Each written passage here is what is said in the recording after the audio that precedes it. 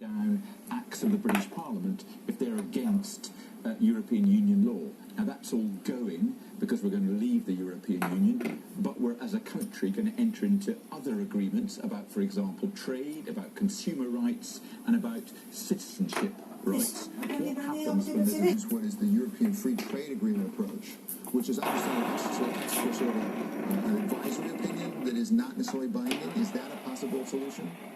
That's a possible solution, yes, but you're exactly right. The question is, who has the final say as to what an international agreement means?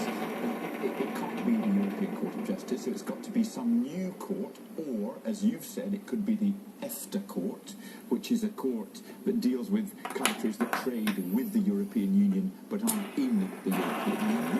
And a way of dealing with it would be if the EFTA Court or the newly created court gave an advisory opinion, and in practice, both the European courts, that's the courts of France, Germany, Italy, etc., and the courts of the United Kingdom, always agreed that they would apply whatever the advisory opinion said.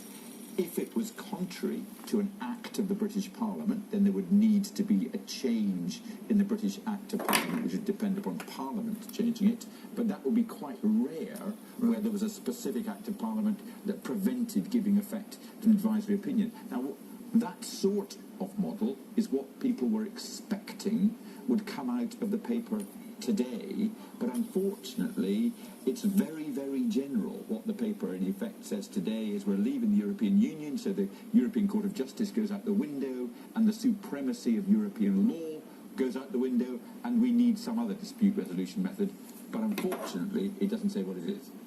So finally, and briefly, whose court is this ball